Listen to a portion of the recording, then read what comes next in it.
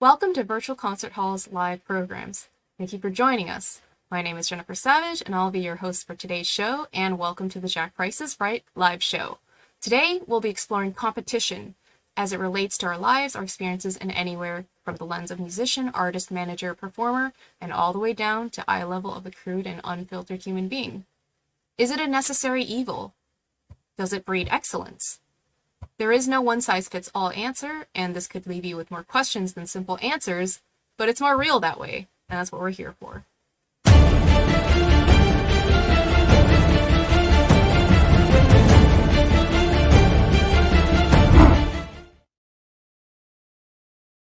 And check out this little preview that we have here to recap our last installment. Practice. Oh yeah, that ventricle. What do you even do during the? Okay. No, you can't prepare at the instrument. I have my mind, and I need some silence. Now, I don't want silence. I want raucous activity. Practice of practice is to do it beforehand, not while you're doing. Although then the other thing is like perfect practice. So perfect practice makes perfect. He goes, better. Only perfect practice makes perfect. Only what do you think perfect about practice that? makes perfect. Perfect. Right. Fingerings are everything, you know. Without fingerings, you know, you don't have anything, you know. So I used to change fingerings in the middle of a performance, like constantly. They said, what? I said, Yeah. I'm sorry, go ahead. I didn't mean to interrupt you, Seth. No, just so you don't. What do you do to get a different result? I will tell you. First lesson in practice, listen to yourself. A great teacher teaches you how to think correctly on your own. And I go, really? Pretty good. Pretty good. Oh, wow, it was actually pretty good. I thought I really screwed that up. You know, but actually do it the way you're going to do it in the performance. You know, Atamian angle is 10 o'clock. It's like a 45-degree angle. Now, is that specific enough for you? We have a very the first thing to get out of the way. Show, don't we? Nothing is original, basically. It's all been done before. It's how you say it. Just go, well, you know, I practice my Chopin etudes every day. And you hold your hands like this. The idea of practice is to implement what you've already thought of while you were just driving your car. Even though I haven't played in 18 years, I'm constantly playing in my head. I was giving a master class in Memphis once, and I was able to make her play better in literally 20 seconds by telling her one thing. One should not spend very much time at the instrument. They should spend very much time thinking about it. See, I'm leaning. Yeah. I'm leaning to the. There's only one way to play an instrument, and that's the right way for you. I want to play like this. You know, okay. Well, you know, it's possible.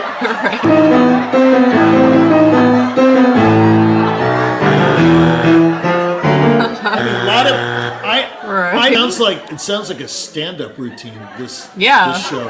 When I'm just thinking we're in the wrong business. Absolutely in the wrong business. Yeah. And today I am excited to be joined live with my co-host and celebrated partner in crime, Dihran Atamian, otherwise known as Jack Price. And just to give a little introduction, formerly known as Dihran Atamian and now known as Jack Price, he began his career in artist management in response to his own career as an RCA recording artist after winning first prize in the 50th anniversary Nuremberg competitions, as well as the crazy pianist who premiered The Right for solo piano. Welcome to the show, Jack Price. Also known as Philip Spencer. Okay. All right, well, let's get right into it and dive headfirst into our first topic. Let's see what's behind door number 1.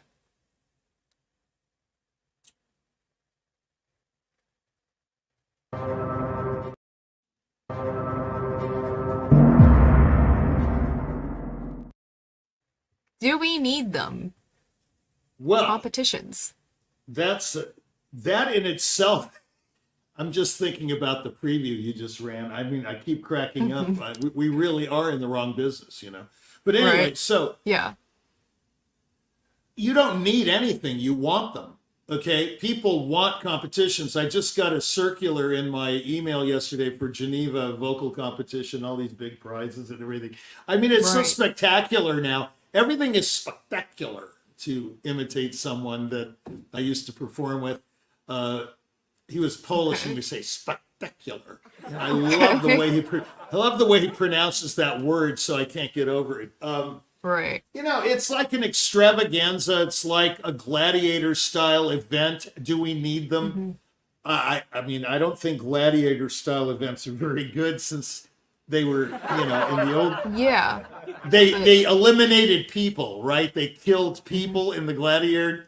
Gladiator days. So what you're doing is killing off somebody and then a winner emerges. Or you get a job and there are 500 applicants, and you're the only one that got the job or whoever got the job. That's not a very nice thing, But so let's first distinguish what we're talking about if we're talking about competition or competitions or what Right. what are Well, you I was meaning just right now? I was just going to say that the word competition we can refer to competition in general, which breeds excellence. We're going to get into that later. In other words, without competition, someone would just slouch around and say, well, I'm doing good enough, So competition makes you achieve more. It gives you an incentive to beat the Something other to strive guy. for. Yeah, it's something to strive for. Do we need them? No. Like I said, we want them. And the people who run the competitions or even a job search, they want them. And that's Right. even more important than the winner or the person who gets the job because they're promoting the competition, not the winners or the person that gets the job. The whole idea is to brand the name, okay? Like we discussed, 5 episodes ago. It's called the Clyburn now. Not the Van Cliburn Quadrennial International Piano Competition, which it was called. You see how they just eliminate everything? Right. It's the Clyburn. It's all about the Clyburn or the Leeds or the Naumburg or the Leventritt or the Tchaikovsky. They don't say Tchaikovsky International Piano Competition because, first of all, it's for 4 or 5 disciplines. There's a voice one, there's a cello one, there's a violin one, and there's a piano one or what have you. Or So it's maybe become just branded strings. as this institution. It's the Clyburn, the Leeds, whatever, the Tchaikovsky. Yeah, the only time that an artist gets branded in a contest is when he appears somewhere. Like you just saw that poster, Carnegie Hall, so-and-so's playing, and then the name of the artist is gigantic. But up until that point, it's all about the contest. Okay? So when you say, do we need them? We don't need anything. I've made that quite clear. All we have to do is die. Okay? So that's the only thing you have to do. Sorry. But, Right. and death is not in this equation. We're talking about contests. Okay? But this is like, no one's going to die in a contest, I don't think. Now, on the other hand, Simon Barrère, one of the great pianists of the past, died in the last movement of the Grieg Concerto. He started playing so fast that he passed out and died on the stage. So, Okay. death is a So it part could be of part of the equation. death's a part of performance. Yes, you could die in a contest. Okay, let's make that very clear. Okay. Now, All right. what if you So were in a then- hot dog eating contest? Okay, and you've got 5 or 10 people sitting there eating hot dogs. Obviously, the name of the game is to eat the most hot dogs, stuff yourself without throwing up all over the audience, right? That's the whole Sure. idea. Yeah. Okay. So, do we need that? I don't think so. I don't think we need anything. So there's the answer. To make it simple, we don't need them. If you want a simple answer. But we want the spectacle? Or what is it that we want? It's from it? it's a discernment thing. Okay, let's make this clear. I'm not sure everybody has this clearly in their mind. The winner supposedly, if it's not rigged and all, schlepped up, is supposed to be the person who played the best on that particular moment. Like, let's say the finals of something, and the person who executes the task the best at that moment wins. Well, that never happens, To be perfect. Never. No, I mean, first of Right. all, most of the good ones are eliminated in the first round because the person they have picked out for the prize winner of anything or any job, let's say first harpist of the Philadelphia Orchestra, they've already picked their harpist most of the time. I want to put that disclaimer, most of the time, not even half, or it's most of the time, they know the first desk player of the Cleveland Orchestra, let's say Daniel Majeski in the old days, or what's his name with the LA Philharmonic. He was the concertmaster under Mazel. Majeski was a fabulous violinist, but God only knows how many fabulous violinists were eliminated. Right. Okay. So Now, and then you come to what's fabulous. I mean, this thing can go on and on and on. Competition, the answer, the simple answer is it's a really good tool. It's a necessary evil. If you want to look at it that way, it's not really, but we don't need them. So there's your answer. But we don't need them. All right, moving on. Let's see what is behind door number 2.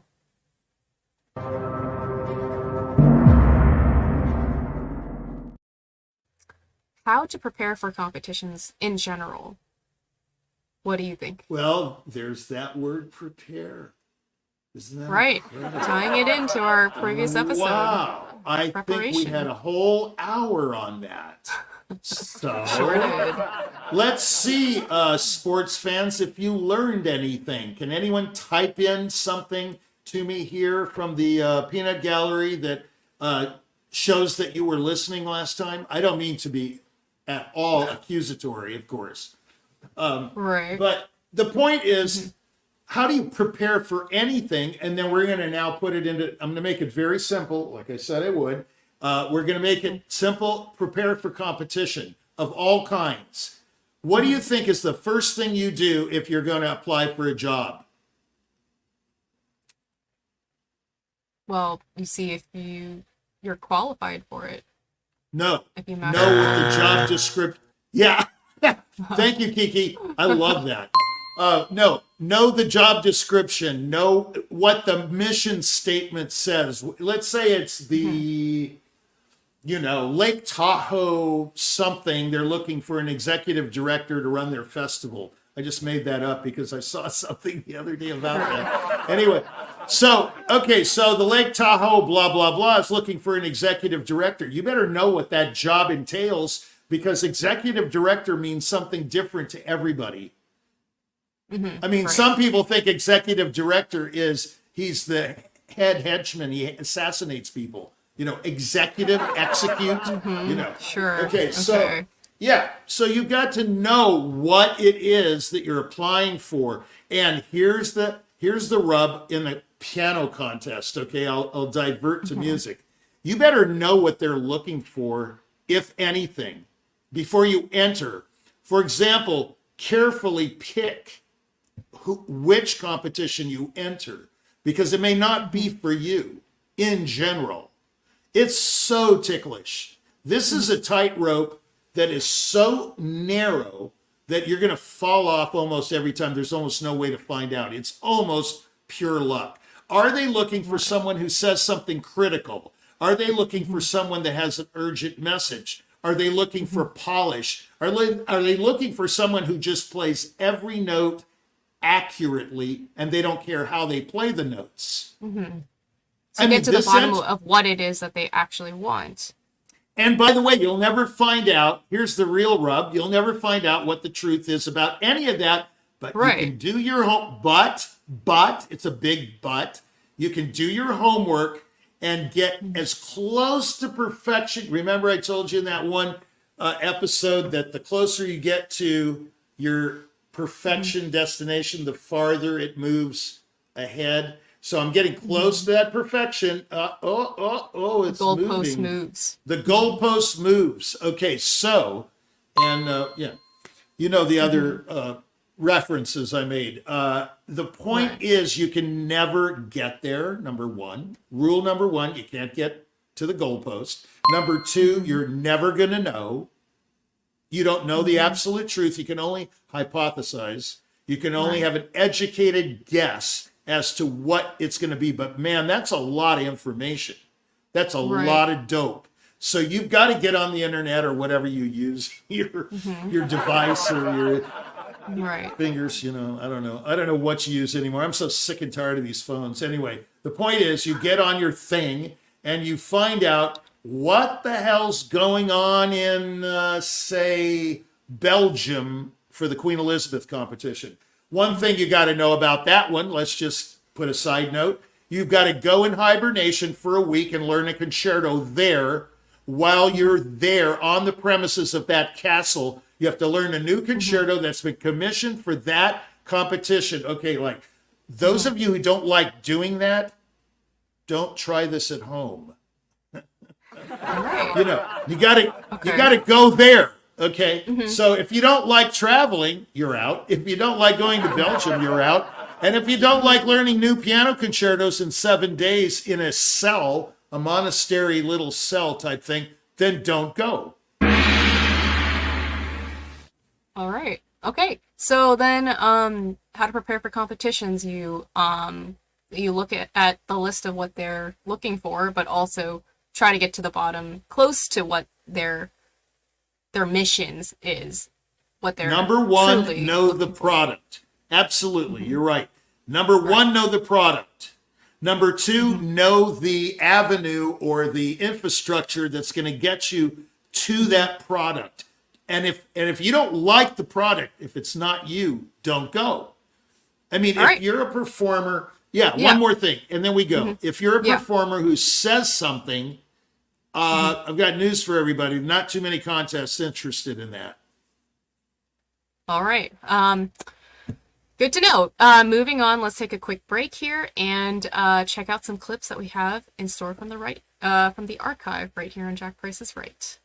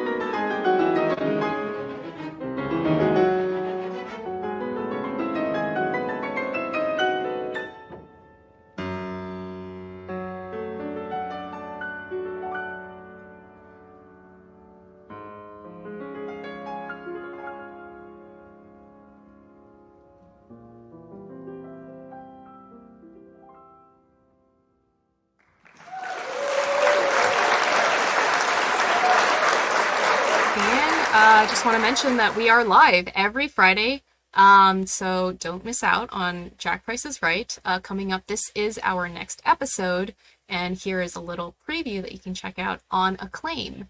How do you get it? How do you get Acclaim? And how do you keep it? Is holding the brass ring easy to get, but hard to keep? You can check us out on our YouTube channel at Virtual Concert Halls. We're also on Twitch, LinkedIn, Alignable, streaming to all the major platforms. Find out more info on virtualconcerthalls.com as well as priceattractions.com. And any feedback and comments, we love them, so keep them coming. But back to what we were saying with Jack Price on competition. Let's see what's behind door number 3. 3, yes.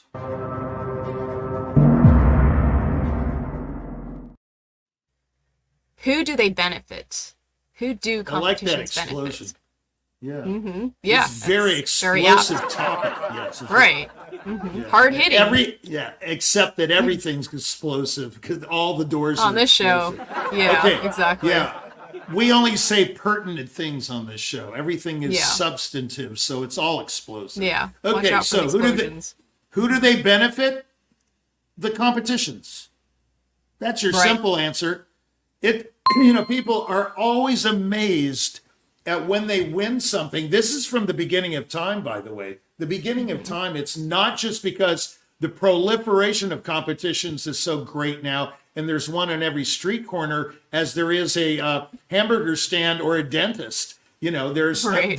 on every street corner, mine included, you can find everything on every street corner. Right. So forget about originality or on all this nonsense. You're gonna have to come up with something very like E equals MC squared or something like that before you're gonna be, lauded for something unique and maybe ubiquitous. Okay, but All right. nevertheless, they benefit the brand, and the brand sure ain't the applicants, because the applicants are totally unknown for the most part, unless they invite big name applicants to the contest or job. And that happens all the Oh. time. Yeah. Yes. In piano competitions and violin competitions, there's a thing known as ringers. You know what those are? Ringers, big name. Ringers. People that had big names before they came to the competition. Well, sort of. They're not big names in the industry. They're big name competitors. I'll give you an example. Emmanuel Axe. And this is a compliment. I'm not degrading anyone. Manny is a wonderful pianist, very musical guy. I just heard him play with Young Ok Kim, Mozart Sonata on Live from Lincoln Center. Excellent performance. I used to play with Young Ok. Terrific guys. Anyway, Axe, not Max, Axe was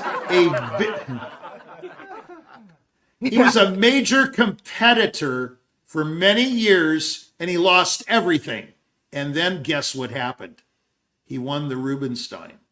And Rubinstein and Mieczysław Muntz were there. Rubinstein knew Muntz. They had a falling out, and Muntz was Axe's teacher. Okay? So there was a convocation, There was this meeting of the minds between Rubinstein and Mieczysław Muntz. And the byproduct was Emmanuel Axe. And look at him now. He's huge. Wow. I'm not saying he doesn't deserve the prize. He probably absolutely outplayed everyone. It's very possible. It's also possible that he was outplayed. It makes no difference whatsoever. He was a major competitive name in the competition field. Emmanuel Axe was like here he comes, Manny Axe. He's entering again. He's entering again. Oh, yeah, he'll make the finals and then blah, blah, blah. So that's one route of being known coming into the competition is being a known competitor going to all the competitions. You can have a big name in the competition circuit, and then you might be invited to win. Now, no one's going to tell you that, by the way, disclaimer, I'm not saying Manny Axe was invited to win the Rubinstein. I'm just saying the stars were aligned. Okay? Right. That's all I'm saying. I can name lots of cases like that. We don't have the time. So the ringers... What if you come in and you already have a huge following, or you have many fans that are already coming to your concerts? Well, then you have a problem. Because then the jury lays for you, and they want you to lose, basically, and they could cut you in the first round and say, so-and-so didn't even make it to the second round. They played fabulously, of course, and they should have won, but they had someone else in mind for the prize. Oh, listen, let me tell you, there are so many scenarios. This word competition, when I hear it in my ears, it's like a million bells and whistles are going off. There's so many different permutations of competition. You have no idea, and I have observed most of them. Okay. Not that I went to a lot of them. I did go to some, and the rest is history. But the point is, I keep my eyes and ears open. Hence the Atamian the Barbarian comment when I made this comment in the Juilliard lunchroom that XYZ contest is only looking for XYZ type of whatever, and then they repeated that and said that Atamian said it. Hence, Atamian the Barbarian. Okay. But what do you think about? Because you're talking about Emmanuel Axe coming in as a known competitor, but I'm asking, what about people that, for example, maybe they have a huge YouTube following, and then they get onto some international competition, and then they have many fans. How does that? What happens there? Well, if the person has that. If the person has a big following, social media, blah, blah, then they're the man on the white horse or the woman on the white horse, and they're to be knocked off the horse. They're going to be the focal point of the competition. They walk on stage or whatever. Oh, here's so-and-so. They're supposed to walk off with this contest. Well, the first thing they're going to do is take pot shots at that person. Really? So that's what, instead, the competitions, they enjoy the publicity perhaps that the person might bring, or more viewers or audiences, but they win, and it's even bigger. Maybe you don't know. I mean, let's say a very huge name competitor that has a huge social media following, TikTok and all this stuff, comes in, whatever contest. I don't care if it's America's Got Talent or whatever, and they do win. I think that's a boon. That's a big deal. But if they Right. lose, it's a big deal. So guess who benefits? The contest. America's Got Talent has a story no matter what. It's just like in the movie, what's it called? The Natural. Whether he loses or draws or wins, the radio make the critic news. or the baseball critic has a story. It have doesn't a story. matter what the story is, as long as he has a story. Okay. Right. That's all that's Okay. important. Yeah. Okay. Any closing remarks for competitions before we go? Good luck. Good luck. Okay. Yeah. I mean, no, I would say in closing, these are my remarks. It's a necessary evil in most people's minds because they love gladiator style stuff. I'm not going to say it's a necessary evil because I don't believe that, but it is in most people's minds a very necessary evil. Number two, they benefit the organization. Number three, the way to prepare for them is to know what you're getting into and know their mission statement and know what they're looking for. That's it. All right. Well, I think that's all the time we have got for competition. Thank you so much, Richie, for being with us. And with that, the time is right, and I think we got to go.